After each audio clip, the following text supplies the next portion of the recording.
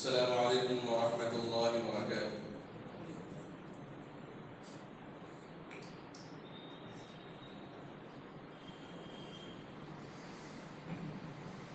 الحمد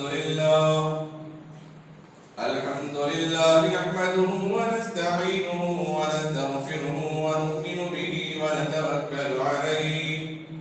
ونعوذ بالله من شرور أنفسنا ومن سيئات أعمالنا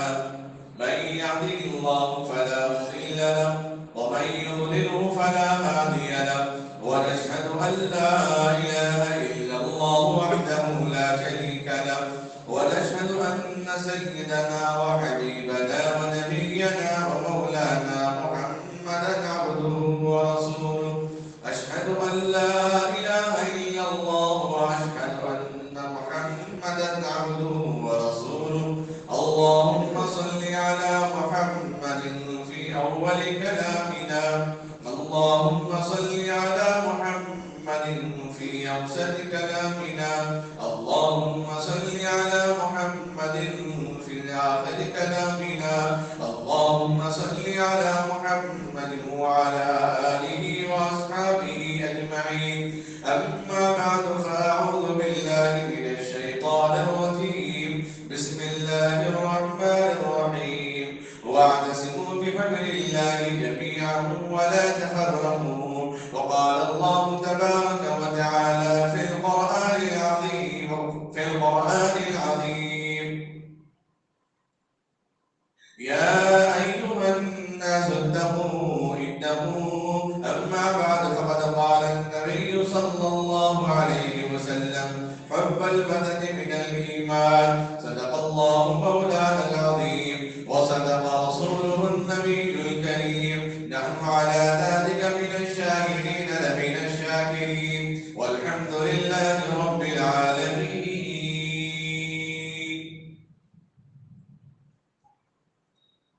قابل قدر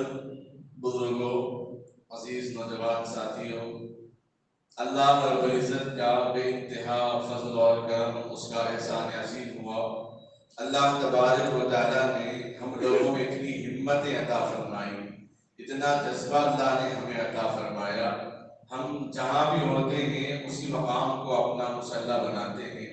جہاں بھی ہوتے ہیں اپنے ایمان کو، اپنے عمل کو مستحکم بنا دیتے ہیں، جہاں بھی ہوتے ہیں ہم اپنے اجتماعیت کو، اپنے اتحاد کو ہم برقرار رکھتے ہیں۔ جہاں پر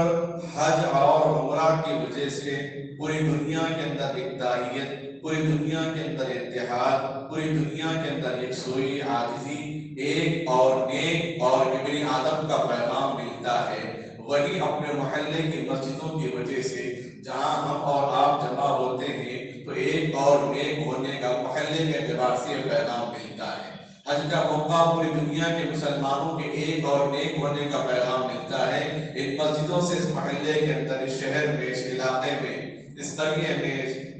گلی کوچوں میں رہنے والے سارے امت مسلمہ کے اندر اللہ تبارک و تعالیٰ ان جماعتوں کے ذریعے سے، ان نمازوں کے ذریعے سے، ان اذان کے ذریعے سے، ان محفلوں کے ذریعے سے، خانقاہوں کے ذریعے سے ہمارے بیٹھنے اٹھنے، ہمارے ایک جگہ جمع ہونے، چاہے گھروں میں ہو، خانقاہوں میں ہو، مسجد میں ہو، مکاتب میں ہو، مدارس میں ہو، جہاں ہم اور آپ جمع ہوتے ہیں، یقیناً اللہ تبارک و تعالیٰ محبتوں میں اضافہ فرماتے ہیں۔ اللہ تعالیٰ نے قرآن کریم کے اندر فرمایا وَاعْتَصِمُوا بِحَبْلِ اللَّهِ جَمِيعًا وَلَا تَفَرَّقُوا۔ آپس میں ابن آدم انسان ایک دوسرے کے اندر نفرتیں پیدا نہ کریں، اتحاد پیدا کریں، ملن ساز پیدا کریں، ملنے جلنے کا مزاج بنائیں۔ نفرتوں کا مزاج تو کتوں کا مزاج ہے، نفرتوں کا مزاج تو درندوں کا مزاج ہے، نفرتوں کا مزاج تو حیوانوں کا مزاج ہے، نفرتوں کا مزاج تو بے یار و مددگار جانوروں کا مزاج ہے، نفرتوں کا مزاج تو چیر پھاڑ کرنے والے جانوروں کا مزاج ہے۔ یہ انسان کا مزاج نہیں۔ انسان کا مزاج کیوں نہیں؟ اللہ فرماتے ہیں کیونکہ انسان کو وَالْأَرْضِ خَلِيفَةٌ، ہم نے زمین میں انسان کو اپنا خلیفہ بنایا ہے، اپنا نائب بنایا ہے، اور خلیفہ اپنے حساب سے کام کرے گا، بادشاہ اپنے حساب سے انعام دے گا، بادشاہ اپنے حساب سے تحفے دے گا، بڑا اپنی بڑائی کے حساب سے بڑائی دکھائے گا، اب اللہ نے انسان کو 18,000 مخلوقات میں جب بڑا بنایا ہے تو اس کی سب کی رہبری کرنا ہے، جہاں جانوروں کا بھی خیال کرنا، بلیوں کا بھی خیال کرنا، اپنے گھروں میں پلنے والے وہ گھوڑے اور اپنے گھروں میں بہانے جانے والی بلیاں، اپنے گھروں میں وہ بکرے پلنے والے بھینس بیل گائے، ان کا بھی خیال کرنا۔ جب قرآن اور حدیث نے جانوروں کا جس کے اندر کوئی زبان نہیں، جن پر کوئی شریعت فرض نہیں، جن کے اوپر کوئی عبادت فرض نہیں، جب شریعت نے ان لوگوں کا احترام کرنے کا حکم دیا ہے، جب قرآن نے کہا کہ ہم نے تمہیں زمین میں خلیفہ بنایا ہے، جانوروں میں خلیفہ بنایا، مخلوقات میں خلیفہ بنایا، گرچہ کہ کل من علیہا فان، جب گرچہ کہ دنیا فنا ہونے والی ہے، کل نفس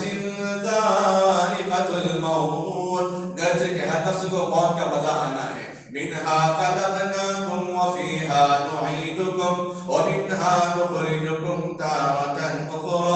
گرچہ کہ ہم نے انسان کو مٹی سے پیدا کیا لیکن ہم نے انسان کو اپنا نائب بنایا، اپنا خلیفہ بنایا ہے، اپنے بعد والا بنایا ہے، درجہ ہم نے اس کو عطا فرمایا ہے۔ اب اللہ نے جب انسان کو درجہ عطا فرمایا تو اس کے حقوق بھی اللہ تبارک و تعالیٰ نے بتا دیے۔ ایک ہے حقوق اللہ، ایک ہے حقوق العباد، ایک ہے اللہ کے حقوق ادا کرنا۔ اللہ کا حق ادا کرنے کے لیے نماز کو تو پڑھنے کے لیے آئے، لیکن نمازیوں کا خیال نہ رہا تو اللہ عبادت کو قبول نہیں کریں گے، کیونکہ حقوق اللہ کے ساتھ حقوق العباد بھی ضروری ہے، بندوں کے حقوق بھی ضروری ہے۔ جہاں جانوروں کا حق بتایا اللہ کے نبی علیہ السلام نے، تو کیا وہاں اپنی انسانی طاقت بھی بتائیں گے؟ کیا وہاں امن کا پیغام بھی بتائیں گے؟ کیا اپنے پڑوس میں رہنے والوں کے حقوق نہیں بتائیں گے؟ اپنے ملک میں رہنے والوں کے قانون اور شریعت اور اس کے وطن سے محبت کرنے کا پیغام کیا ہم اور آپ تصور کر سکتے ہیں کہ نبی علیہ السلام نے نعوذ باللہ زندگی میں، دنیا میں، دین میں کوئی شعبہ ایسا چھوڑا جس کا طریقہ ہمیں قرآن میں حدیث میں نہ ملتا ہو؟ ایسا کہیں بھی طریقہ آپ صلی اللہ علیہ وسلم نے نہیں چھوڑا ہے، جبکہ نبی پاک صلی اللہ علیہ وسلم نے یہ حکم دیا جب تم طہارت کرنے کے لیے کہیں بھی چلے جاؤ، بیت الخلا میں جاؤ یا کسی مقام پہ چلے جاؤ، چلنے والی چونٹی نظر آئے تو اپنے تیز دھار طہارت کے ذریعے سے اس کو تکلیف نہ دو۔ جو شریعت تمہیں طہارت کرتے ہیں چونٹیوں کا خیال کرنے کا حکم دے رہی ہے، کیا وہ شریعت انسانوں کا خون بہانے کی اجازت دے سکتی ہے؟ کیا وہ شریعت انسانوں کے درمیان آپس میں بھائی چارے کے خلاف پیغام پہنچانے کا پیغام دے سکتی ہے؟ کیا وہ نبی کے عشق کا پیغام دے سکتے ہیں؟ وہ تو بیگانوں کو اپنانے کے لیے آئے تھے، کیا اپنے لوگوں کو اپنوں سے دور کرنے کا پیغام دے سکتے ہیں؟ یقیناً بالکل نہیں دے سکتے۔ قرآن کریم میں اللہ تبارک و تعالیٰ نے واضح انداز میں بیان کرنا، وَاعْتَصِمُوا بِحَبْلِ اللَّهِ جَمِيعًا، کہ اپنے اندر اعتماد پیدا کرو، اتحاد پیدا کرو، اجتماعیت پیدا کرو، وَلَا تَفْرَقُوا، نفرتوں کے ذریعے سے اپنے درمیان میں دراڑیں مت پیدا کرو، نہ اتفاقیاں اپنے اندر مت پیدا کرو۔ یہ قرآن پاک کا اللہ تبارک و تعالیٰ نے فرمان جاری کر دیا ہے۔ ابتدائی دنیا سے نظام چلتا ہوا آ رہا ہے، ابن آدم کے ذریعے سے، حابیل و قابیل کے بعد کے ذریعے سے، نوح علیہ السلام کے ذریعے سے، ادریس علیہ السلام کے بعد سے، حام سام یافس کے بعد سے ایک نظام بنتا ہوا آ رہا ہے۔ جس علاقے میں لوگ رہتے ہیں وہاں ایک نظام بنایا جاتا ہے، قانون بنایا جاتا ہے، وہاں پہ ایک پاسو لحاظ بنایا جاتا ہے کہ انسان کو زندگی گزارنے کا طریقہ تو آسمانی کتابیں ہمیں بتائیں گی، انبیاء ہمیں بتائیں گے، لیکن جب زمین کے اندر اور بھی لوگ پیدا ہو گئے، جیسے نوح علیہ السلام کے درمیان میں حام سام یافس، جب تین اولادیں تقسیم ہو گئی، ایک یاجوج ماجوج میں تقسیم اور ایک کفر میں تقسیم، ایک مسلمانوں میں تقسیم ہو گئی، اور اس کے بعد رفتے رفتے انبیاء علیہ السلام لوگوں کے درمیان آتے رہے، لیکن جب بھی کوئی نبی آئے کسی نے یہ نہیں کہا ہے کہ اس دنیا کے اندر انسانوں کو جو خدا کا نام نہیں لیتا اس کو جینے کا کوئی حق نہیں ہے۔ یا ایھا الناس اتقوا ربکم، اللہ نے تو قرآن میں کہا یہ قرآن تو سب لوگوں کے لیے ورد ہے، یہ قرآن تو سب کے لیے ڈرانے والی کتاب ہے۔ اللہ حکم دیتے کہ لوگوں اپنے اندر تقویٰ پیدا کرو، اس اللہ سے ڈرو، ہدی للناس، جو لوگوں کی ہدایت کے لیے اللہ نے قرآن کو بھیجا، لوگوں کی رہنمائی کے لیے اللہ نے انبیاء علیہ السلام کو بھیجا، تو گویا اپنے تو اپنے ہے ہی، بیگانوں کو بھی اپنا بنانے کے لیے قرآن کو اللہ نے نازل فرمایا۔ اس سے پہلے جتنی بھی کتابیں آئی ہیں، دو چیزیں، کتاب نازل ہونے کے بعد اللہ تبارک و تعالیٰ نے ایک تو حقوق العباد، کتاب کیا ہے؟ حقوق العباد ہے، حقوق اللہ ہے، کتاب حقوق اللہ، اللہ کے حقوق ہے کتاب کے اندر، اور حقوق العباد یہ انبیاء علیہ السلام کے ذریعے سے اللہ تعالیٰ نے دنیا کے اندر بتا دیا۔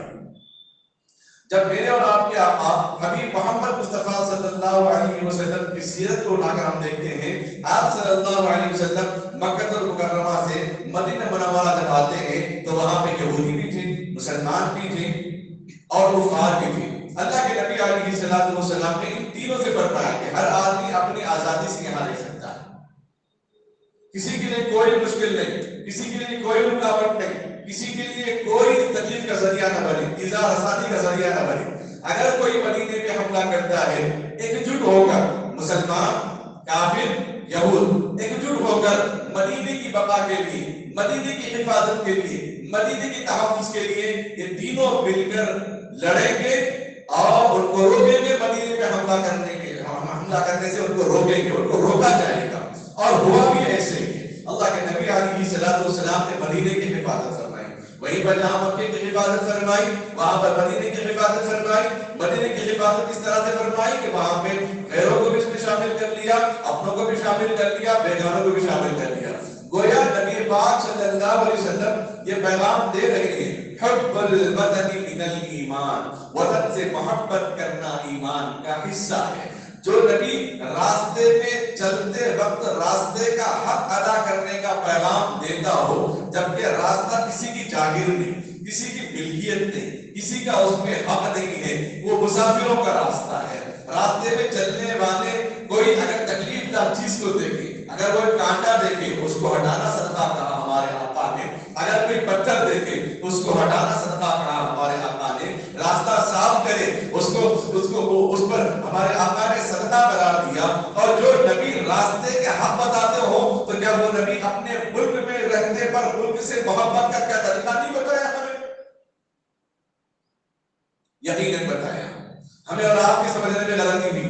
ہمیں اور آپ کے سمجھنے میں غلطی ہوئی یا سمجھانے میں غلطی ہوئی، اب تک ہم نے اس پر تدبر نہیں کیا، غور نہیں کیا۔ قرآن ہمیشہ کہتا ہے افلا یتدبرون القرآن، تم غور غوص کرو نبی کے پیغام کو، نبی کے اعمال کو، نبی کی طرز زندگی کو، قرآن کے احکام کو، قرآن کے فرمان کو، قرآن کے ارشادات پر جتنا غور کریں گے اتنے مسائل نکلتے ہیں، جتنا غور کریں گے اتنے مسائل نکلتے ہیں۔ تو نبی پاک صلی اللہ علیہ وسلم کی وہ سنت، وہ ذات، وہ شخصیت، وہ اخلاق، وہ باکمال انسان جو طہارت کرے تو چونٹیوں میں خیال کرنے کا حکم دیا، راستے میں چلے تو راستے میں چلنے والوں کے حق ادا کرنے کا حکم دیا، اسی نبی نے کہا حب الوطن من الایمان۔ جس دھرتی پر، جس سرزمین پہ آپ رہتے ہیں، آپ کا اٹھنا بیٹھنا، آپ کا ذریعہ معاش، آپ کی تجارت، آپ کا نان نفقہ، آپ کا حوال، آپ کی اولاد، آپ کا خاندان، آپ کا قبیلہ، آپ کے افراد، آپ کے دوست احباب جس سرزمین میں رہتے ہیں، جس ملک میں رہتے ہیں، اس ملک سے محبت کرنا ایمان کا حصہ ہے۔ یہ اسی نبی نے فرمایا جس نے راستے کے حقوق ہم کو بتائے، یہ اسی نبی نے فرمایا جس نے بلیوں کے حقوق بتائے، وہ اسی نبی نے بیان فرمایا جس نے چونٹیوں کا حق بیان فرمایا۔ آپ صلی اللہ علیہ وسلم کا انداز چلن، انداز قدم بھی یہ تھا کہ دشمن بھی، غیر بھی دور سے دیکھتا، چہرہ صاف دکھائی بھی نہ دیتا تو قدم چلنے کے انداز سے پہچان لیتے کہ محمد رسول اللہ آ رہے ہیں صلی اللہ علیہ وسلم۔ وطن سے محبت کرنا ایمان کا حصہ ہے۔ اسی وطن سے محبت کے تقاضے کو ملک ہندوستان کے اندر یہاں کے باشندوں نے، یہاں کے مسلمانوں نے، یہاں کے علماء نے، یہاں کے اپنوں نے، یہاں کے بیگانوں نے اس ملک کو آزادی کے لیے بہت بڑی قربانیاں دی، اس ملک کی بقا کے لیے بہت بڑی قربانیاں دی۔ تاریخ گواہ ہے، آدم علیہ السلام کے بعد سے لے کر آج تک جو انسان اپنے علم و عمل پر عروج پہ پہنچتا ہے، جو انسان جتنا تقوی طہارت پیدا کرتا ہے، جو انسان اپنے علم اور اپنے اعتدال میں جتنا ابھرتا ہے، اتنے ہی حاسدین، اتنے ہی دشمن اس کے پیدا ہوتے ہیں۔ اس لیے اللہ نے قرآن کریم میں کیا فرمایا؟ وَمِن شَرِّ حَاسِدٍ إِذَا حَسَدَ، حسد کرنے والوں کے حسد سے اللہ ہم سب کی حفاظت فرما۔ قرآن کا پیغام، آدمی جتنا عروج پہ پہنچے گا، جتنی کامیابی کی بلندیوں پر پہنچے گا، اتنے حاسدین اس کے پیدا ہو جائیں گے، اتنے شرارت کرنے والے بھی ہندوستان کی تاریخ ہو، یورپ کی تاریخ ہو، یا یورپ اور یونان کی تاریخ ہو، جب کوئی نوجوان ملک کی اپنی بقا کے لیے، حفاظت کے لیے، تحفظ کے لیے کھڑا ہوا، اتنے ہی ان میں حاسدین پیدا ہو گئے، اتنے ہی ان میں بکنے والے بکاؤ لوگ پیدا ہو گئے۔ کچھ حال ہمارے ہندوستان کا بھی یہی تھا۔ وہ ہندوستان جس کو سونے کی چڑیا کہا جاتا ہے، جس میں مسلمان بادشاہوں نے 800 سال تاریخی بادشاہت اس ملک کے اندر امن و امان کے ساتھ، حفظ و امان کے ساتھ، عافیت کے ساتھ، آشتی کے ساتھ اس ملک کو لے کر چلا۔ ان 800 سال دور کے اندر غیر ملکوں سے اپنے ملک کی لڑائی کے علاوہ اپنوں سے کبھی لڑنے کا کبھی پیغام انہوں نے نہیں دیا۔ ہاں، جہاں پہ منمانی ہوئی، جہاں پہ ظلم ہوا، جہاں تشدد ہوا، جہاں بربریت ہوئی، جہاں پر ماں بہنوں کی عزتیں، عفتیں، عصمتیں لوٹی گئی، وہاں ظلم کے خلاف ان لوگوں نے آواز اٹھایا۔ اس کے علاوہ 800 سالہ دور کے اندر کبھی کوئی فساد نہیں، کبھی کوئی خون خرابہ نہیں، کبھی کوئی قتل غارت نہیں، کبھی اگر ہوا تو صرف اس لیے کہ ظلم کو مٹانے کے لیے ہوا ہے۔ کبھی ہندو مسلمان کی بات 800 سالہ تاریخ کے اندر نہیں آئی، کبھی مذہب کے بھید بھاؤ کی باتیں 800 سالہ تاریخ کے اندر نہیں آئی۔ میں نے بتایا جب بھی کوئی عروج پہ پہنچتا ہے مسلم بادشاہ، چاہے وہ معمر قذافی ہو، چاہے وہ صدام حسین ہو، جب ان کے دوسرے بڑے بڑے مسلم لیڈران ہو، دشمن ہمیشہ ان کے پیچھے ہاتھ دھو کر پڑا تھا۔ پوری دنیا کے کتے ایک ہو جاتے کہ مسلم حکمران کو کیسے دبایا جائے، مسلم امت کو کیسے پست کر دیا جائے۔ کیوں؟ انہیں معلوم ہے، غزوہ بدر کی تاریخ کو اچھی طرح جانتے ہیں، 313 صحابہ پوری دنیا پر کتنے بھاری ہوئے وہ جانتے ہیں، غزوہ احد کی تاریخ وہ جانتے ہیں، غزوہ حنین کی وہ تاریخ جانتے ہیں، عمر کی وہ جنگ جانتے ہیں جو لڑے بغیر کفاروں کو بھگایا اپنی جگہ سے۔ وہ تاریخ کو جانتے ہیں، وہ تاریخ کو مٹانا چاہتے ہیں، وہ تاریخ کو دبانا چاہتے ہیں، وہ مسلمانوں کو دبانا چاہتے ہیں، اپنی حکومت جلانا چاہتے ہیں، اپنے خواہشات پر نفس، اپنے نفس پر اپنی حکومت قائم کرنا چاہتے ہیں۔ اسی لیے یہ دنیا کے یہ فرنگی پہل کے لوگ، یہ انگریز کے لوگ، یہ دشمنان اسلام، یہ یہودیزم یا عیسائیت یا اور دوسرے مذاہب والے جو اسلام سے بغض رکھتے ہیں، اسلام سے نفرت رکھتے ہیں، وہ ہمیشہ مسلم امت کے پیچھے ہاتھ دھو کر پڑے رہتے ہیں۔ یہ آج کی نئی تاریخ، یہ آج کی نئی بات نہیں، روز ازل سے ہوتا چلا آ رہا ہے۔ کیا ابراہیم علیہ السلام کے واقعات ہمیں یاد ہیں؟ کیا نمرود نے ابراہیم علیہ السلام کو آگ میں نہیں ڈالا؟ جب ہندوستان کو دنیا کے کونے کونے کے اندر یہاں کے مسلم بادشاہوں کی وجہ سے بڑے چرچے ہونے لگے اور نئے بھی کہنے لگے کہ یہ تو اب تو ہندوستان مسلمانوں کے ہاتھوں میں صدیوں سے حکومت چلا آ رہا ہے اور نمبر 1 پوزیشن پہ پہنچ رہا ہے، اور جہاں پر کوئی مذہب کے نام پر کوئی بھید بھاؤ نہیں، مذہب کے نام پر کوئی لڑائی نہیں، مذہب کے نام پر کوئی تکرار نہیں، مذہب کے نام پر کوئی اختلاف نہیں، مذہب کے نام پر کوئی دوری نہیں، سارے ہندوستانی ایک ساتھ جمع ہوتے۔ جہاں بادشاہ مسلمان ہوتا تو وہاں وزیر غیر مسلم بھی ہوتا، جہاں بادشاہ مسلمان ہوتا تو وہاں غیر مسلم رعایا بھی ہوتی، جہاں مسلمان بادشاہ ہوتا تو وہاں قاضی بھی غیر مسلم ضرور ہوتا۔ یہ گلدستہ نما ہندوستان کے لیے اس سے بڑی اور کیا بات چاہیے، اس سے بڑا اور کیا تحفہ چاہیے؟ اسی وجہ آج پوری دنیا کے اندر اگر کوئی جمہوری ملک ہے، جمہوری نظام پر امبیڈکر راؤ کے جو بنائے ہوئے آئین کے مطابق جو ہندوستان چل رہا ہے، پوری دنیا کے اندر سب سے زیادہ جمہوریت کا نظام قائم رکھنے والا سب سے بڑا ملک مانا جاتا ہے۔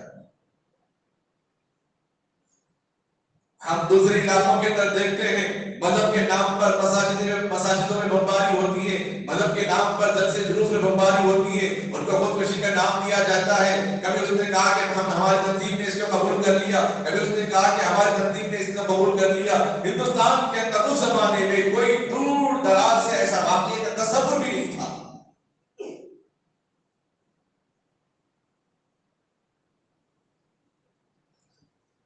مسلم قوم جب یہاں پر آئے، انگریزوں کی آنکھوں میں کانٹا بن گئے، اب انہیں بے چینی بے قراری مل گئی۔ عمر کی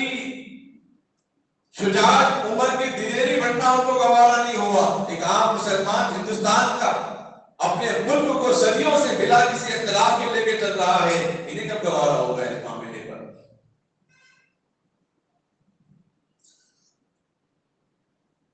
پھر ان لوگوں کی ناپاک نظریں ہندوستان پہ پڑی اور یہاں پہ مذہب کے نام سے اختلافات کو شروع کیا اور مسلم امہ کو مسلم بادشاہوں کے درمیان اختلاف پیدا کیا، جس طرح سلطان صلاح الدین ایوبی کے درمیان ان کے فوجیوں میں، ان کے وزیروں میں، ان کے اپنے بڑوں کے اندر اختلافات پیدا کر دیا۔ یہاں بھی اختلافات پیدا کرنا اور مسلم بادشاہوں کو اپنے کرسیوں سے بے دخل کرنا، یہ ان کا معمول بن گیا۔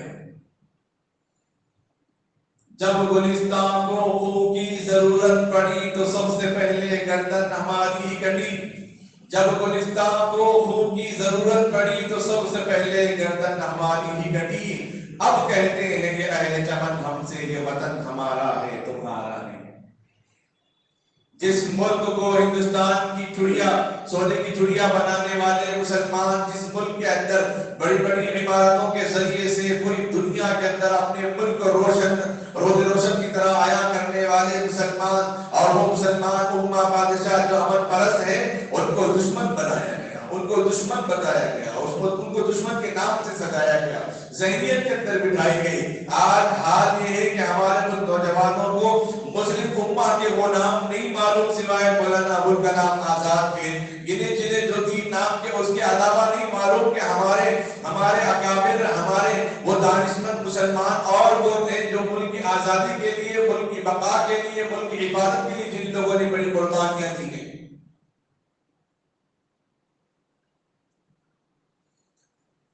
البتہ ملک آزادی کے بعد رفتہ رفتہ جب جمہوری نظام بنانے کے لیے 1949 کے اندر باضابطہ نظام عمل میں لایا گیا، لیکن 1949 کے اندر یہ نظام کا یہ جمہوریت کی آواز اٹھائی گئی، لیکن اس کو کلعدم قرار دیا گیا۔ باضابطہ 1950 میں جمہوری نظام قائم ہوا اور عوام میں 200 ممبران تیار ہو گئے۔ اس وقت ایک آئین بنایا گیا، ایک نظام بنایا گیا، ایک عدلیہ بنایا گیا، ایک قانون بنایا گیا، ایک شرائط بنائے گئے، ایک اصول بنائے گئے، ایک نظام بنایا گیا، ایک ترتیب بنائی گئی ہے کہ ملک ہندوستان میں رہنے والوں کے لیے جو مذہب پہ چلنے والا ہے اس مذہب کو، اس پر پوری آزادی رہے گی، اس کے اوپر، اس کے مذہب پر، اس کی علاماتوں پر، اس کی نشانیوں پر، اس کے لباس پر، اس کے داڑھی پر، اس کے ٹوپی پر، اس کے جبے پر، اس کی مسجدوں پر، اس کی مندروں پر، اس کے چرچوں پر، اس کے گرجا گھروں پر، اس کے مذہبی نشانات پر کوئی نقطہ کرنے کی کسی کو کوئی جرأت نہیں، کسی کو کوئی اجازت نہیں ہے۔ ہر مذہب کا ماننے والا اپنے مذہب کے آئین پر عمل کرنے کا اس کو پورا ادھیکار رہے گا، اس کو پورا حق رہے گا۔ ایسا نظام بنایا کہ پورے ہندوستان میں واہ نہیں بلکہ پوری دنیا نے اس کو تسلیم کر دیا کہ یہ جمہوری نظام اگر حکومت قائم کر رہی ہے تو پوری دنیا کے سب سے بڑی جمہوری نظام ملک والا مانا جائے گا۔ امبیڈکر راؤ نے یہ بھی کہا کہ اگر اس ملک کے آئین کو ہندوؤں کے RSS کے تنظیموں میں اگر شامل کر دیا جاتا تو یہ ملک کبھی جمہوری نظام قائم نہ ہوتا، اس ملک کے اندر کبھی جمہوری نظام قائم نہیں ہو سکتا، یہ ملک بک جاتا، یہ ملک بٹ جاتا، یہ ملک ٹکڑے کر دیے جاتے، اس ملک کے نظام کو رد بدل کر دیا جاتا، پھر انسان کے خون کا پیاسا ہو جاتا۔ اور اس وقت کی تائید کرنے والے مولانا ابوالکلام آزاد دیگر لوگوں نے اس کی تائید کی اور باضابطہ جمہوری نظام کو بنایا گیا اور جمہوری آئین کو بنایا گیا، عدلیہ کو بنایا گیا، اور جو نظام جو قانون بنایا گیا مذہب کے نام پہ بنایا ہو، عبادت گاہوں کے نام پہ بنایا گیا ہو، شخصیت کے نام پہ بنایا گیا ہو، مذہب اور سیکولر کے نام پہ بنایا گیا ہو، اختلاف کے نام پہ بنایا گیا ہو، ایسا کوئی نظام اس کے اندر نہیں بنایا گیا جس کی وجہ سے کسی مذہب میں عمل کرنے والوں کی وجہ سے کسی مذہب کے ماننے والوں کو ٹھیس پہنچتی ہو۔ متفقہ طور پر ملک میں رہنے والے جتنے مسلک پہ چلنے والے، جتنے مذہب پہ چلنے والے، جتنے ریلیجن پہ چلنے والے ہیں، سارے لوگوں نے امبیڈکر صاحب کی اس آئین والی کتاب کو تسلیم کر لیا۔ وہ کتاب کیا تھی؟ ہندوستان کا قانون تھا، ہندوستان کی عدالت تھی، ہندوستان کے اصول تھی، ہندوستان کے شرائط تھے، ہندوستان کے ضوابط تھے، اور اس کے اندر طرز زندگی، طرز عمل جو اپنے ملک میں رہنے والوں کے لیے جو قانون بنا ہوا ہے نمبر کے حساب سے وہ اصول اس کے اندر بنائے گئے تھے، سارے لوگوں نے اس کو مان لیا اور سالوں سے نظام چلتا ہوا آ رہا ہے۔ آج اس ملک کے اس آئین میں، اس کتاب میں رد بدل کرنے کی ضرورت اور جرأت کیوں پیش آ رہی ہے؟ کے اندر کسی مذہب کے خلاف کوئی بات نہیں،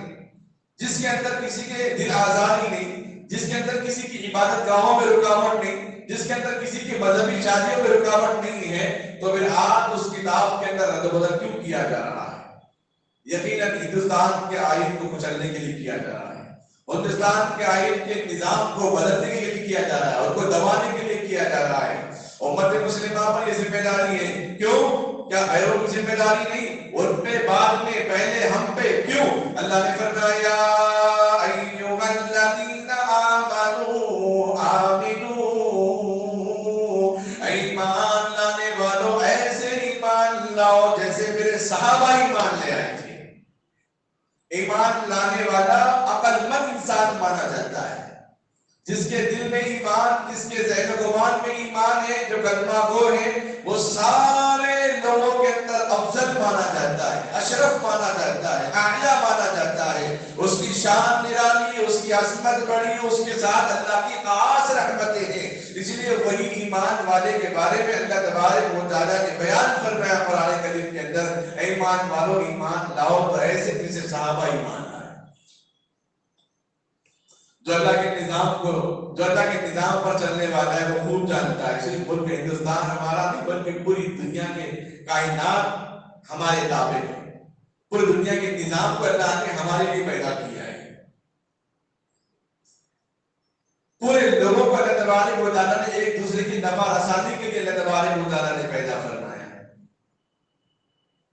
کبھی یہ انسان ایک دوسرے سے تجارت کے ذریعے نفع اٹھاتا ہے، کبھی رشتے کے ذریعے سے نفع اٹھاتا ہے، کبھی مسافر کے ذریعے سے نفع اٹھاتا ہے، کبھی کسی دیگر معاملات میں نفع اٹھاتا ہے، کبھی ناصب بن کے مدد کرتا ہے، کبھی مدد کرنے والا بن کے مدد کرتا ہے، کبھی مسافر بن کے مدد کرتا ہے۔ کسی نہ کسی اعتبار سے کوئی نہ کوئی انسان کسی کے کام ہے۔ اسی لیے اللہ تبارک و تعالیٰ نے فرمایا انما المسلمون اخوہ، ایک مسلمان دوسرے مسلمان کا بھائی ہے۔ اسی ذمہ داری کو سمجھتے ہوئے، اسی فرمان کو سمجھتے ہوئے، اسی حدیث کو المسلم اخو المسلم، مسلمان مسلمان کا بھائی ہے، اور اسی حدیث کو سمجھتے ہوئے ہمارے اکابروں نے، ہمارے علماء نے، ہمارے دانش مندوں نے، ہمارے اپنوں نے سب سے پہلے ملک ہندوستان کی آزادی کے لیے، اس کے جمہوری نظام کے لیے، یہاں کے ہر باشندے کے تحفظ کے لیے اپنی آواز اٹھائی ہے۔ ہمارے اکابرین نے جب بھی آواز اٹھائی تو مذہب کے نام پہ کبھی آواز نہیں اٹھائی ہے۔ جو مذہب الگ کرنا چاہتے ہیں وہ الگ ہو چکے ہیں، لیکن ہمارے علماء نے، اکابرین نے، دانشمندوں نے، دانشمند قوم کے لوگوں نے اس بات کا اعلان کیا کہ اگر ہم کبھی ہندوستان چھوڑ کر نہیں جائیں گے، ہندوستان سے ہمیں محبت ہے۔ نبی نے کہا جس سرزمین پہ پیدا ہو، جس سرزمین پہ اٹھنا بیٹھنا ہو، جس سرزمین پر، جس ملک میں کھاتے پیتے ہو، جہاں کی زندگی بسر کرتے ہو، اس ملک سے محبت کرنا ایمان کا حصہ ہے۔ حب الوطن من الایمان۔ اسی محبت کو مد نظر رکھتے ہوئے، اسی محبت کے تقاضے پر علماء نے اپنے مکاتب کو چھوڑ دیا، اپنے خانقاہوں کو چھوڑ دیا، اپنے مسندوں کو چھوڑ دیا۔ حسین احمد مدنی نور اللہ برکتہ 18 سال آقا نامدار تاجدار مدینہ محمد رسول اللہ صلی اللہ تعالی علیہ وسلم کے اس مسند کے اس مقام پر 18 سال حدیث کا درس دیتے رہے، لیکن جب معلوم ہوا میرا پیدائشی مقام ہندوستان انگریزوں کی نظروں میں آ رہا ہے، انگریزوں کی غلامی میں جا رہا ہے، اپنے درس مسند کو چھوڑ کر، اپنے مسند نبوت کو چھوڑ کر ہندوستان آئے تو لوگوں نے کہا حضرت آپ درس نبوت کو چھوڑ کر چلے گئے ہیں۔ حضرت نے فرمایا کہ یہ ملک سے محبت کا تقاضا ہے، میں ہندوستانیوں کے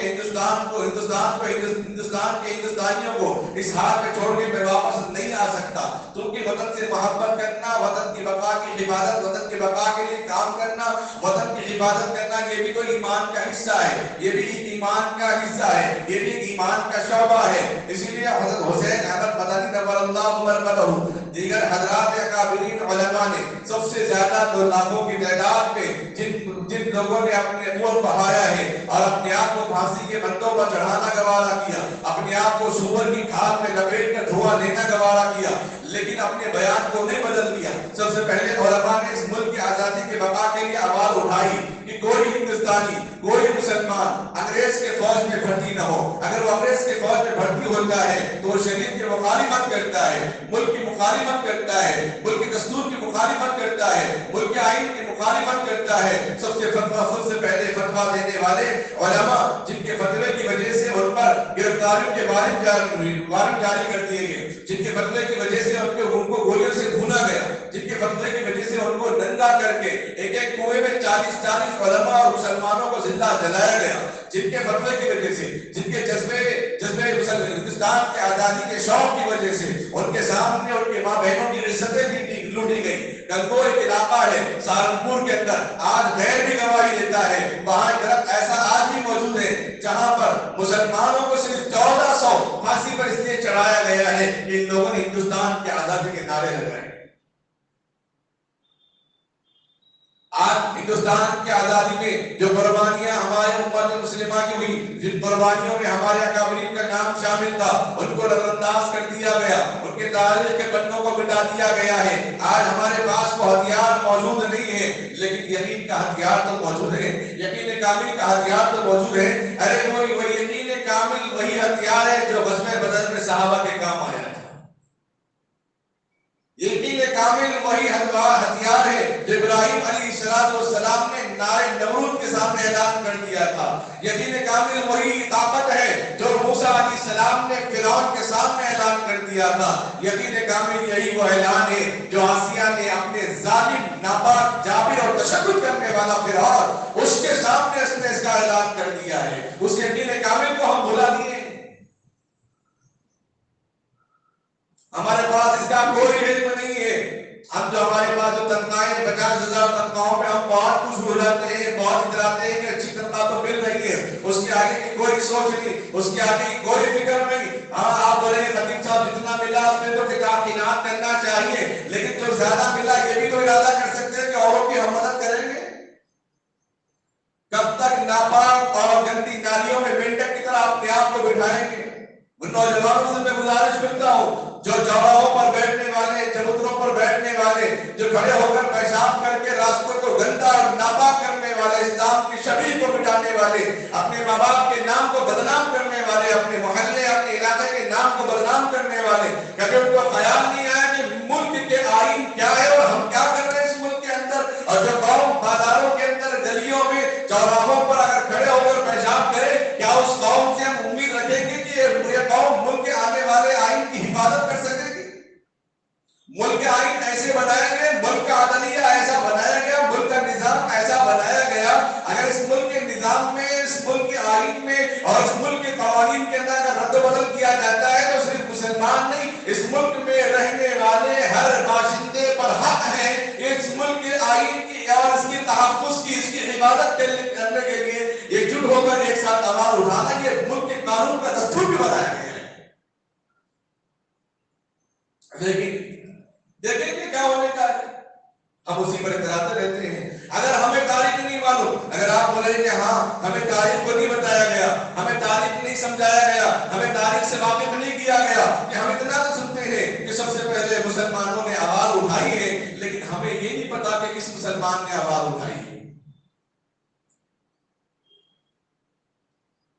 کالج میں پڑھنے والے، بڑی بڑی ڈگریاں حاصل کرنے والے، کبھی آپ نے یہ سوچا کہ اپنی ڈگریوں کو ہم دین کے تابع کیسے بنائیں؟ کبھی آپ نے یہ سوچا کہ اپنی ڈگریوں کو ہم ملک کی بقا اور اس کی حفاظت کا ذریعہ کیسے بنا سکتے ہیں؟ آپ نے سمجھا میرے پاس ڈگری ہے لیکن نوکری نہیں ہے، دیکھتے ہیں جب تک ٹائم پاس کر لیتے ہیں چبوتروں پر بیٹھ کر۔ کاش کے وہ جوانی میں، وہ وقت میں کبھی انڈیا گیٹ پہ سرچ کر لیتے، کبھی دہلی جاتے، کبھی وہاں کے مناظر دیکھتے، انڈیا گیٹ پر جو نام مسلمانوں کے فارسی میں اور اردو میں نام درج ہے، ارے وہی نام کم سے کم اپنے پیپر میں، لٹریچر میں، تیلگو میں، تمل میں، اردو میں، انگریزی میں چھاپ کر امت کو بتا دے کہ ملک کی حفاظت میں سب سے پہلے جن لوگوں نے آواز اٹھائی وہ مسلمان ہی تو تھے۔ کبھی آپ لوگوں کو بتا دیں کہ تاج محل بنانے والے کون، قطب مینار بنانے والے کون، چار مینار بنانے والے کون، ہندوستان کے سونے کی چڑیا بنانے والے کون، انڈیا گیٹ پہ جو سارے نام مزین ہیں اردو کے اندر، فارسی کے اندر، اندر جن مسلمانوں کے علماء کے دانشمندوں کے نام موجود ہیں، کہ اس سے بھی بڑی تاریخ ہے؟ کیا ہم اس بات کا انتظار کر رہے ہیں کہ جس طرح انڈیا ریلوے کے نام سے جب جانا پہچانا جاتا تھا، اڈانی کے نام سے جب جانا پہچانا جائے گا تب بھی ہم خاموش رہیں گے، اور اس وقت بھی ہم خاموش رہیں گے جب انڈیا گیٹ کو مسمار کر دیا جائے گا؟ کیا اس تاریخ کا ہم انتظار کر رہے ہیں؟ کوئی ملک کی مخالفت کی بات نہیں ہے، ملک کے آئین کی بات ہو رہی ہے، ملک کی دستور کی بات ہو رہی ہے۔ آج ہم یہ سمجھے کہ ہم پہ تو کوئی آلالے نہیں پڑے، ہم پہ تو کوئی وبا نہیں آئی، ہم پہ تو کوئی مصیبت نہیں آئی، ہم پہ تو کوئی گرفتاریاں نہیں آئی ہیں۔ ارے ہمارے بزرگوں نے، ہمارے آبا و اجداد نے، ہمارے علماء نے، ہمارے باپ داداؤں نے، ہمارے دانشمندوں نے، ہمارے بھائیوں نے، اپنوں نے، بیگانوں نے خون بہا کر اس ملک کے آئین کی حفاظت کی ہے، خون بہا کر اس ملک کو انگریزوں سے چھڑایا ہے، خون بہا کر اس ملک کی حفاظت فرمائی ہے، خون بہا کر اس کے در و دیوار میں حفاظت کرائی ہے۔ آج آپ سے ہم خون بہانے کو نہیں کہہ رہے، پسینہ بہائیے، کم سے کم یہ بتائیے کہ ہندوستان کا دستور کیا ہے، ہندوستان کا عدلیہ کیا ہے۔ ہمیں یہ نہیں معلوم کھڑے ہو کر پیشاب کرنے پہ ہندوستان کے انتظام میں کیا سزا ہے، اگر معلوم ہوتا تو پڑھتے ہی نہیں۔ ہمیں تو اپنے عیاشی کی فکر ہے اور ہمیشہ اپنے ٹائم پاس کرنے کی فکر ہے، اور نوجوانوں کو اگر آپ اپنے علموں کو اس طریقے سے اعلان کر دیتے تو یقیناً آپ حب الوطن من الایمان کی محبت پہ عمل کرنے والے، وطن سے محبت کرنا ایمان کا حصہ حدیث کی تعریفات میں شامل ہو جاتے ہیں۔ حدیث کی تعریفات قرآن کہتا ہے وما ينطق عن الهوى، نبی نے جب بھی زبان کھولا اپنے مرضی سے نہیں، رب کے مرضی سے زبان کھولا ہے تو خدا کی تعریف میں آپ آ جاتے ہیں۔ ایک کام کے اندر آدمی ہزاروں نیتیں کر سکتا ہے۔ آدمی کوئی اگر لائر بنتا ہے تو لوگ اگر کہیں تو جھوٹا ہے، اگر وہ جھوٹا ہے کہہ کر اگر لوگ اس کو تانے دیں، اگر وہ عدلیہ کو چھوڑ دے، وہ عدالت کو چھوڑ دے، اس کے مقام پر کوئی دوسرا اگر لائر بنے اور تمہیں دھوکہ دے، تمہارے مذہب کو دھوکہ دے، گویا تم نے اس کو ذریعہ بنایا ہے، تم نے اس کو بڑھاوا دیا ہے۔ اگر کوئی عدلیہ پڑھتا ہے، کوئی لا کا قانون پڑھتا ہے، کوئی LLB پڑھتا ہے، اس نیت سے پڑھے کہ جن مسلمانوں کو، جن بھائیوں کو حکومت ہند کے قوانین نہیں معلوم، یہاں کے اصول ضوابط نہیں معلوم، جو لوگ کیس میں پھنسے ہیں اور بری طریقے سے ان کو انصاف کا طریقہ نہیں معلوم، میں ان کے صحیح گائیڈ کروں گا، میں ان کے صحیح رہبری کروں گا، اگر اس نیت سے وہ پڑھتا ہے تو یقیناً وہ ثواب کا مستحق ہوتا ہے۔ آپ نے کسی کو تو غدار ہے، تو فلاں ہے، فلاں ہے کہہ کر اگر آپ نے کسی ممبر آف پارلیمنٹ کو آپ نے نیچے اتار دیا، الزامات لگا کے نیچے اتار دیا، اور کسی MLA پر آپ نے غلط الزامات لگا کر آپ نے نیچے اتار دیا، کوئی گورنمنٹ کے پوسٹ پر پڑا ہوا ہے اس پہ غلط الزامات لگا کر آپ نے اتار دیا، اس کی جگہ کوئی غیر دشمن عناصر آ گیا تو آپ نے اس کو بڑھاوا دیا، آپ نے اس کو چڑھاوا دیا ہے۔ خدا را لان تان بند کرے، خدا را ذہنیت کو تبدیل کرے، خدا را ہندوستان کی آزادی کو یاد کرے، خدا را اس کے قانون کی حفاظت کرے۔ قانون کی حفاظت کرنا صرف مسلمانوں کی ذمہ داری نہیں بلکہ بیگانوں کو بھی اس کے اندر شامل کرنا ہے۔ جس طرح آقا سرکار دو عالم صلی اللہ علیہ وسلم نے مدینے کی بقا کے لیے، مدینے کے تحفظ کے لیے یہودی اور کافروں کو اپنے ساتھ شامل کر لیا تھا، ایک وقت جب آیا تو آج ہمیں اس چیز کی ضرورت ہے، اور ملک کے آئین کا دستور ہے، اور ملک اس کی شریعت ہمیں اس کی اجازت دیتی ہے۔ وطن سے محبت کرنا ایک عادات، مصیبت آنے والی ہے اور بربادیوں کے چرچے تو آسمانوں پہ ہو رہے ہیں۔ خاموش بیٹھنے والے، خاموش رہنے کے بجائے جو زبان آپ کو آتی ہے اس زبان میں کم سے کم ہندوستان میں آزادی جن لوگوں نے برباد کی، اپنوں کے بھی نام بھی شامل کر لیں، غیروں کے بھی نام شامل کر لیں کہ دیواروں پر بڑے بڑے سائن بورڈ آویزان اگر کر دیں تو کم سے کم 100% نہیں لیکن 20% تو غیر مسلموں کے ذہنیت بدل جائے گی کہ ہاں یہ مسلمان کی جن لوگوں نے اس ملک کی حفاظت کے لیے سب سے پہلے آواز اٹھائی ہے، جو نبی کا طریقہ جانتے ہیں، جو نبی کے آداب جانتے ہیں، جو جمعہ کے بیانات آپ نے سنے ہیں، جو قرآن کے احکام آپ نے سنے ہیں، انہی چیزوں کو، انہی باتوں کو اگر آپ انگلش میں ٹرانسلیٹ کر کے اسٹیکر کی شکل میں گاڑیوں کے پیچھے لگا دیتے، اسٹیکر کی شکل میں آٹو کے پیچھے لگا دیتے، اسٹیکر کی شکل میں بینر کی شکل میں چوراہوں پر اگر آپ لگا دیتے تو یہی آپ کے نجات کے لیے ذریعہ ہو جاتا۔ آپ تو سوچتے ہیں میں حافظ قرآن بنوں گا تو تب امام بنوں گا، حافظ بنوں گا تو تب قاضی بنوں گا، حافظ بنوں گا تو تب میں مسلم مسائل لوگوں کو بیان کروں گا۔ کیا حفاظ علماء کے علاوہ نوجوانوں کا، مسلم امہ کا، دانشمندوں کا کوئی کام نہیں؟ ہر آدمی اپنے حساب سے، اپنی پوزیشن کے حساب سے، اپنے لیول کے حساب سے، اپنے درجے کے حساب سے، اپنے مقام مرتبے کے حساب سے دین کا کام کر سکتا ہے۔ ہم اپنی ذہنیت کو ہم محدود رکھیں گے، نوکریوں تک محدود کریں گے، تجارت تک محدود کریں گے، کاروبار تک محدود کریں گے، تو پھر ہم اسی چیز میں پھنسے رہیں گے اور بعد میں پھر وہ مسئلہ ہمارے گھر پہ آ جائے گا، سر پکڑنے کے علاوہ کچھ نہیں۔ آپ کیا نہیں جانتے کہ جب یہ خاموشی رہے گی تو بڑے بڑے مسلم لیڈران بھی محفوظ نہیں رہ سکے۔ ایک ایم پی کے گھر پہ 200 آدمیوں کا قافلہ آتا ہے، ہزاروں آدمیوں کا قافلہ حملہ کرنے کے لیے آتا ہے، اور وہ ایم پی لگاتار پولیس کال پہ 100 نمبر پہ 200 سے زائد مرتبہ کال کرتا ہے، لیکن کوئی رسپانس نہیں۔ اور آپ امید لے کر بیٹھے ہوئے ہیں ہم ایم پی سے بھی ہمارا مقام بہت زیادہ ہے۔ صرف امت مسلمہ کے لیے مسئلہ نہیں ہے، غیر مسلموں کے لیے بھی مسئلہ ہے۔ غیر مسلم کو نہیں معلوم، کیونکہ ہر ایک زمانہ ہوتا ہے۔ جس طرح دعوتیں عنوان پہ ہوتی ہیں، اس طرح زمانے بھی عنوان پہ چلتے ہیں۔ آج کل عنوان جو چل رہا ہے زمانے میں، وہ ذہنیت تبدیل کرنے کے حساب سے چل رہا ہے۔ نوٹوں سے بھی آج کل لوگوں کو خریدا نہیں کر سکتا، نوٹ لے کے بھی آدمی اسی کا وہی کام کرے گا، سامنے ہاں ہاں کہے گا جی حضور، اور پیچھے اپنا کام کرے گا۔ سمجھنے اور سمجھانے کی ضرورت ہے، غیروں کو اپنے ساتھ لے کر چلنے کی ضرورت ہے۔ جب دشمن کو چور کو چابی دیں گے تو ملک خود بخود حفاظت میں آ جائے گا۔ اگر ہم اپنے ہی مذہب کے نام پر الگ ہو کے اپنی آوازیں اٹھائیں گے، صرف نعرے تکبیر لگاتے رہیں گے، تو اس سے کچھ ہونے والا نہیں۔ حضرت مولانا عبدالعزیز صاحب نبر اللہ عمر قدہ اڑیسہ جانا ہوا پروگرام میں، بہت بڑے عالم دین گزرے ہیں ہمارے آندھرا کے، اڑیسہ جانا ہوا، بنگال کے اڑیسہ جانا ہوا پروگرام میں، پروگرام ہو رہا تھا، غیروں کی بارات آ رہی تھی، اب روڈ پہ جلسہ ہو رہا تھا۔ حضرت نے، چونکہ اللہ کے نبی علیہ السلام نے فرمایا عالم کے اندر دور اندیشی ہوتی ہے، تو حضرت نے پہچان لیا تو فوراً پروگرام کو روکا اور مجمع کو کہا کہ اپنی اپنی کرسیاں لے کے پیچھے ہٹ جائیں۔ نظارہ ایسے پیش ہو رہا اور عوام کو ہکا بھکنے میں رہ گئی، پریشان میں، تذبذب میں مبتلا ہو گئی کہ ہائے اب کیا ہوگا، کتنے لڑک جائیں گے، کتنوں کے سر پھوڑیں گے، کتنے فسادات ہوں گے، کون جائے گا گھر اپنے زندہ صحیح سلامت، کون نہیں جائے گا، کسی کو جندازہ نہیں تھا۔ ادھر بھی جوش میں ادھر بھی جوش میں حضرت نے بیان فرمایا کہ اپنی اپنی کرسیاں لے لے اور راستہ چھوڑ دیں، کیونکہ اسلام کے اندر راستے میں کوئی رکاوٹ ذریعہ نہیں بننا چاہیے، اور رات کا مقام تھا، اس لیے گاڑیاں آنے جانے کا رواج معمول نہیں تھا۔ بہرحال جب وہ بارات آ رہی تھی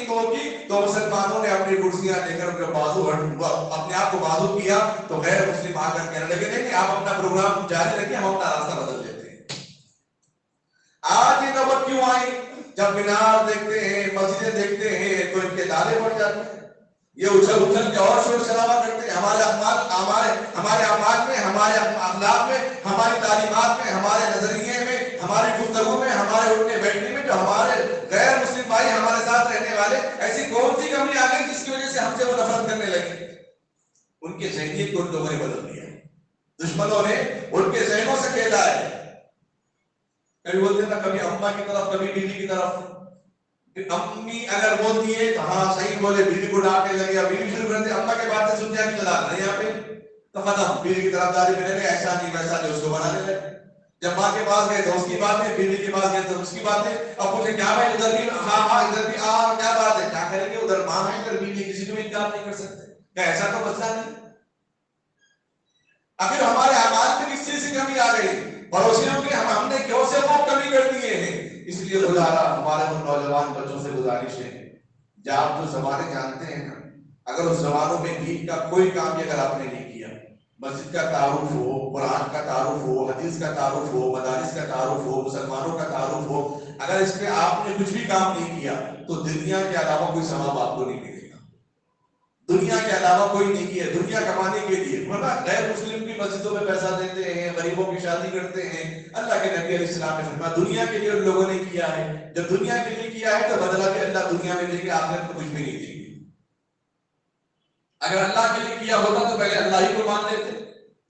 اسی طرح اگر ہماری ڈگریاں آخرت میں کام آ جائے، ہمارا پڑھنا پڑھانا، کالج میں پڑھنا، یہ سب چیزیں ہنر ہے جس کو اللہ نے قرآن کریم میں بیان فرمایا۔ ہم نے اپنے آپ کو الگ کر لیا، اپنی باتوں کو ہم نے الگ کر دیا، اپنے ایجنسیوں کو ہم نے قرآن سے دور کر لیا ہے۔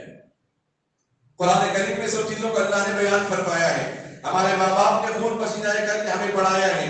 کہ بچہ خدمت کرے، غریبوں کے بھی کام آئے، اپنوں کے بھی کام آئے، بیگانوں کے بھی کام آئے۔ اگر کسی کے باپ کی افسوس کر لے کہ کاش میں ہر بچے کو حافظ قرآن بناتا، عالم دین بناتا تو قوم کی خدمت کرتا، اس باپ کے اندر یہ خیال نہ آئے۔ آپ کالج میں پڑھ کے یہ خیال پیدا کر سکتے اپنے باپ کے اندر کہ میرا بیٹا کالج میں پڑھ کے بھی دین کی خدمت کرتا ہے، غریبوں کی خدمت کرتا ہے، وہ نماز پڑھانے کی قابلیت رکھتا ہے۔ اگر کسی نوجوان کو اپنے باپ کے بارے میں خبر ہے تو یہ کام کر کے دکھائے تو مان لیا جائے گا کہ واقعی اس کی جوانی وہ ہے جو حشر کے میدان میں کھڑے ہو کر اللہ پوچھیں گے کہ جوانی کس راہ میں خرچ کی، تو دنیا بتائے گی کہ اللہ اس نے یہ کام کیا ہے۔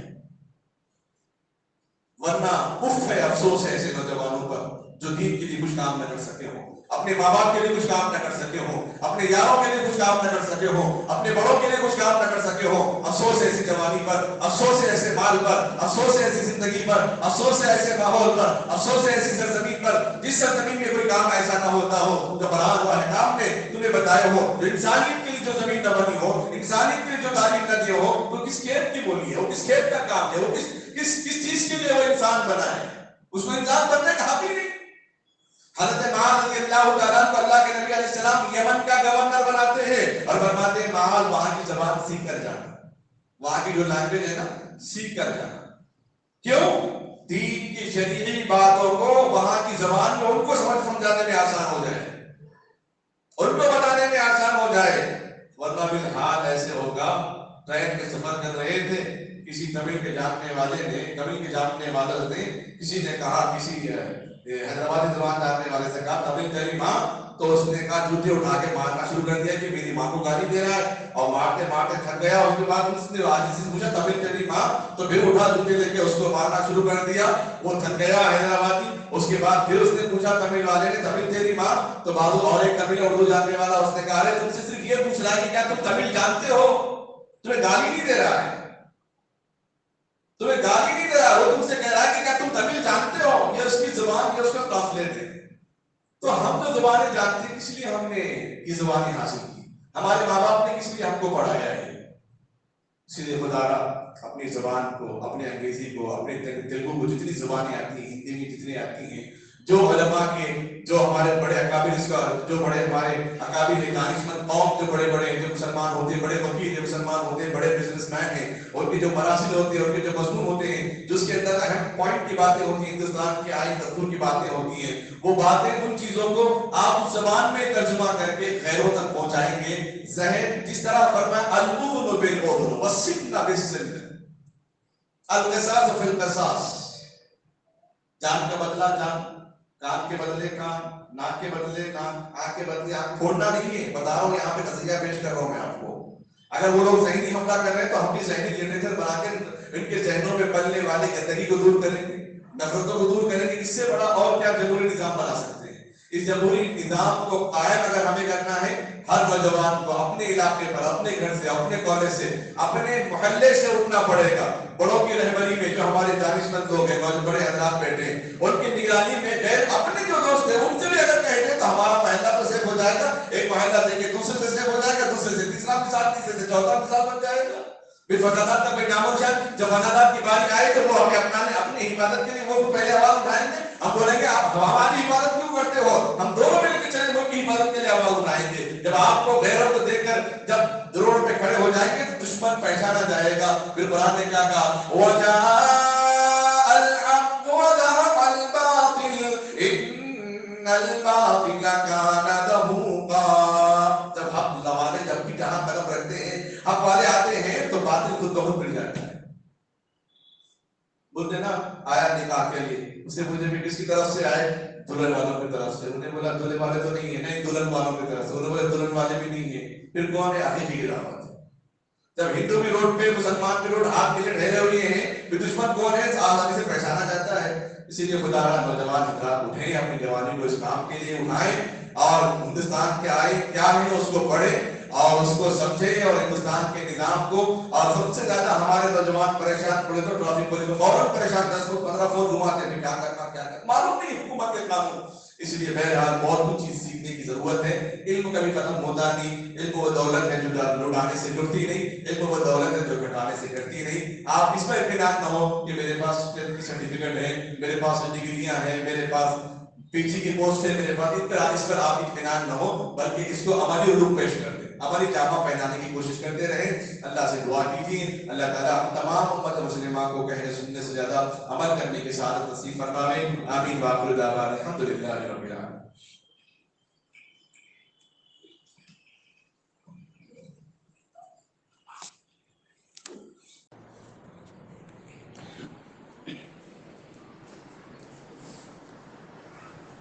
یوم جمہوریہ کے نام پہ جو عنوان آپ حضرات کے سامنے آیا ہے،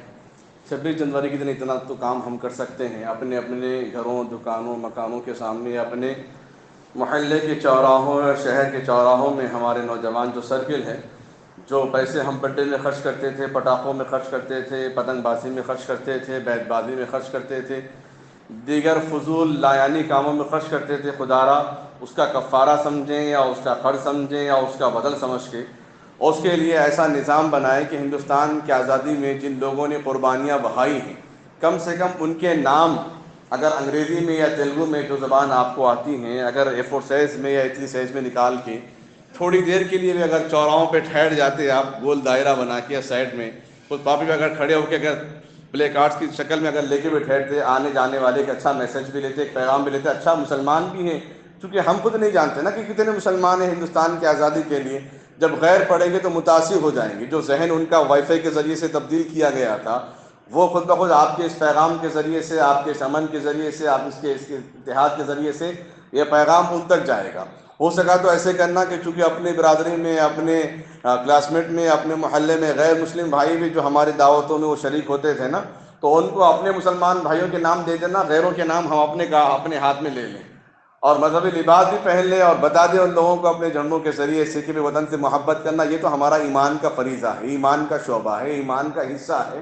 نبی علیہ الصلوۃ والسلام کا پیغام ہے. تو لہذا اس پیغام کو ہمارے نوجوان حضرات وہ اہم سمجھ کے اس کو لے لیں اور نیٹ کے ذریعے سے یا پھر انشاءاللہ کمیونٹی کی جو ذمہ دار حضرات ہیں ان تک میں یہ نام پہنچاؤں گا. تو وہ نام لے کے آپ اپنے حساب سے جیسے مناسب سمجھتے ہیں جہاں آپ پوسٹر لگوا سکتے ہیں ہر جگہ ان میسج میں اس کو آگے کرتے رہیں اور بتائیں کہ بھئی ہندوستان میں جہاں مسلمانوں نے بڑی قربانیاں دی ہیں غیروں نے بھی وہاں پہ قربانیاں دی ہیں. وہ تو خون بہا کے گئے، کیا ہم پسینہ نہیں بہا سکتے اپنے ملک کی بقا کے لیے؟ یہ ہمارے مستقبل کا بھی سوال ہے، ہمارے ملک کے آئین کا بھی سوال ہے، ملک کی دستور کا بھی سوال ہے، عدلیہ کا بھی سوال ہے. اس لیے یہ کام کرنا بھی عبادت ہے اور ہمارے لیے اس خوشی کا دن ہے. مزید اس کو باقی رکھنے کے لیے، اس کو برقرار رکھنے کے لیے ہمیں آواز اٹھانا اور اس لیے نعرہ لگانا ہمارا بہت ضروری ہے. وقت کا اہم تقاضا ہے. اگر ہم ایسے ہی بیٹھے رہیں گے تو پھر ہمارا نام و نشان بھی نہ رہے گا اور کل کو ایسا ہو جائے گا کہ ٹوپی پہن کے باہر نکلنا مشکل کہ ایسا نہ ہو جس طرح دیگر ریاستوں کے اندر ہو رہا ہے جہاں پہ لوگ خاموش بیٹھے ہوئے تھے. ایسا نہیں ہونا چاہیے. اسی لیے اپنوں کو بھی لیں، بیگانوں کو بھی ساتھ میں لے کر چلیں اور جہاں تک ایمان کی اہم باتیں ہیں جو نبی کریم صلی اللہ علیہ وسلم نے بتائی ہیں کہ اس انسان کا انسانیت پر کیا حق ہے، ایسا پیغام بھی آپ اس کو جو ہے انگریزی میں تیلگو میں ٹرانسلیٹ کر کے اب پیپرز تقسیم بھی کریں گے، آگے پہنچائیں گے، لیکن تھوڑی دیر بھی ٹھہریں گے تو یقیناً یہ آپ کے مستقبل کی کامیابی کا اہم ذریعہ بھی ہو سکتا ہے. اللہ سے دعا ہے اللہ تعالیٰ ملک کے آئین کی حفاظت فرمائے، عدلیہ کی حفاظت فرمائے، ملک کے نظام اور دستور کی حفاظت فرمائے.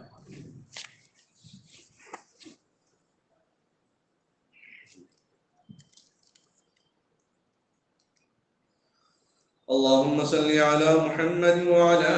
آل محمد وبارك وسلم. اللهم أنت السلام ومنك السلام وإليك يرجع السلام. حينا ربنا بالسلام وادخلنا دار السلام. تبارك ربنا وتعاليك يا ذا الجلال والإكرام. اللهم إني أسألك علما نافعا وعملا صالحا ورزقا حلالا وشفاء من كل داء. اللهم اغفر لنا ذنوبنا يا رب العالمين. هو الله الذي لا إله إلا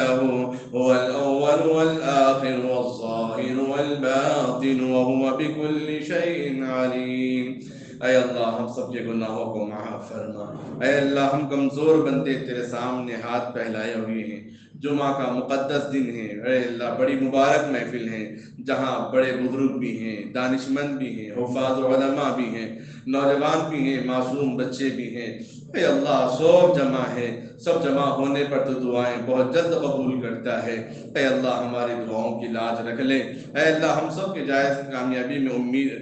جائز مقاصد میں کامیابی عطا فرما۔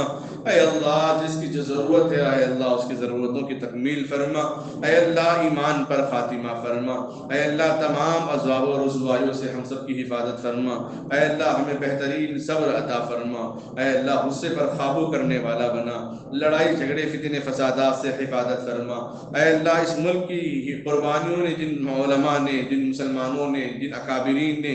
جن بزرگوں نے دی ہیں اے اللہ ان کے درجات کو بلند فرما۔ اے اللہ وہ جذبات ہمارے اندر عطا فرما دے۔ اے اللہ ان لوگوں نے خون تک قربان کر دیا، آج ہم پسینہ نہیں بہا سک رہے ہیں۔ اے اللہ اس ملک کی بقا کے لیے، اس کے دستور کی حفاظت کے لیے، ملک کے آئین کے لیے اے اللہ ہم نوجوانوں کی پیشانی کے بال پکڑ پکڑ کر دین کی محنت لے لیں، دین کی خدمت کے لیے، اس ملک کی حفاظت کے لیے قربان ہونے کی توفیق عطا فرما۔ وطن سے اے اللہ محبت کر کے وطن کی فکر کرتے کرتے مرنا بھی اے اللہ شہادت کا درجہ ہے۔ اے اللہ نبی نے تو اس کو ایمان کا حصہ بتایا ہے۔ اے اللہ وطن سے محبت کرنا ایمان کا حصہ، اے اللہ اس حصے کو تکمیل کرنے کی توفیق عطا فرما۔ بہت سارے دین کے، اسلام کے، ایمان کے شعبے، ان سارے شعبوں پر عمل کرنے کی توفیق عطا فرما۔ اے اللہ جہاں حالات خراب ہو رہے ہیں وہاں پر عافیت کا معاملہ فرما، امن کا معاملہ فرما، آشتی کا معاملہ فرما دے۔ خصوصاً ہمارے نوجوان بچوں کو اس کام کو آگے بڑھانے کی توفیق عطا فرما۔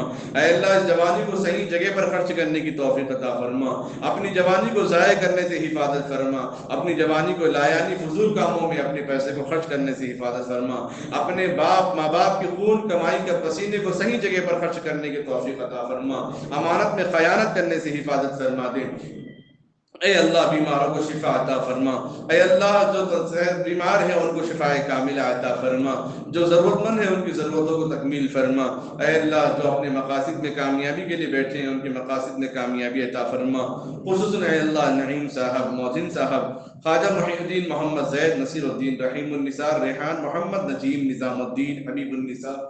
اے اللہ ان سب کا صحت وافی تندرستی عطا فرما، ان کے مقاصد میں کامیابی عطا فرما۔ محمد امجد علی عجیبہ، محمد عبداللہ، ثنا بیگم، عبدالحلیم، عمران صاحب، محمد افضل، ان سب کو صحت وافی تندرستی عطا فرما، شفایات نصیب فرما، ان کے جائز مقاصد میں کامیابی عطا فرما۔ اے اللہ مسجد میں جتنے حضرات بیٹھے ہیں اے اللہ ہر ایک کے دل میں کوئی نہ کوئی تمنا ہے، مولا ان سب کے جائز ضرورتوں کو تکمیل فرما دیں۔ اے اللہ مرحومین کی مغفرت فرما، خصوصاً جتنے حضرات مسجد میں بیٹھے ہیں ان کے خاندان میں، رشتہ دار میں، قبیلے میں جو کوئی اے اللہ مرحوم ہے ان کی مغفرت فرما، ان کے درجات کو بلند فرما۔ خصوصاً اے اللہ الحاج شرف الدین صاحب، زینت بیگم، سعیدہ بیگم، محمد سلطان بیگم، عظمہ خاتون، لیاقت علی، اے اللہ ان سب کی مغفرت فرما، ان سب کے درجات کو بلند فرما۔ اے اللہ یہ آج ہم ہمارے درمیان مرحوم ہیں، کل اے اللہ ہمارے اولاد، ہمارے خاندان کے درمیان ہم مرحوم ہو جائیں گے۔ اے اللہ ہمیں بھی آخرت کی تیاری کرنے والا بنا، آخرت کی فکر کرنے والا بنا۔ اے اللہ دشمن سے حفاظت فرما، دشمن کے ارادوں کو اے اللہ ناپاک اے اللہ تہس نہس فرما دے۔ اے اللہ دشمن کے قدم کو پیچھے لینے کی توفیق عطا فرما۔ اے اللہ چاہے پوری دنیا نمرود بن جائے اے اللہ تو اکیلا ہماری حفاظت کے لیے کافی ہے۔ اے اللہ پوری دنیا فرعونیت میں مبتلا ہو جائے اے اللہ تیری ذات ہمارے لیے کافی ہے۔ اے اللہ وہ بلال والا ایمان ہمارے اندر عطا فرما جو سارا مکہ مخالفت میں تھا لیکن بلال کے ایمان کو ٹھنڈا نہ کر سکا۔ اے اللہ وہ جذبہ ایمانی ہمارے اندر عطا فرما، جذبہ روحانی ہمارے اندر عطا فرما۔ اے اللہ جو تو نے بی بی آسیہ کے اندر عطا فرمایا تھا، اے اللہ وہ ذوق و شوق کے ساتھ اپنی ایمان پر عمل کرنے والا بنا۔ اے اللہ 26 جنوری کو ہمارے نوجوانوں کو ایک چھوٹا سا قدم اٹھانے کی توفیق عطا فرما۔ غیر مسلم بھائیوں میں، اپنے علاقوں میں، اپنے محلے میں اے اللہ جن بھائیوں نے قربانیاں کی اس ملک کی آزادی کے لیے اے اللہ اس کی تائید میں اے اللہ کچھ آواز اٹھا کر غیر مسلم بھائیوں کے جن کے ذہنوں کو زہر سے بھر دیا گیا، جن کے ذہنوں کو نفرت سے بھر دیا گیا، جن کے ذہنوں کو مذہب سے جوڑ دیا گیا، جن کے ذہنوں کو الفاظ سے بھر دیا گیا ہے، اے اللہ اپنے اعمال، اپنے کردار، اپنے قربانیوں کے اعلان سے ان کے ذہنوں کو پاک و صاف فرما۔ اے اللہ غیروں کو بھی اپنا بنانے کی توفیق عطا فرما، اپنوں میں شامل ہونے کی توفیق عطا فرما۔ اے اللہ اس دعا کو نبی آقا و مولا سرور دو عالم صلی اللہ علیہ وسلم کے صدقے طفیل قبول و منظور فرما۔ وصلی اللہ تعالی علی خیر خلقہ محمد وعلی آلہ واصحابہ اجمعین برحمتک یا ارحم الراحمین والحمد للہ رب العالمین۔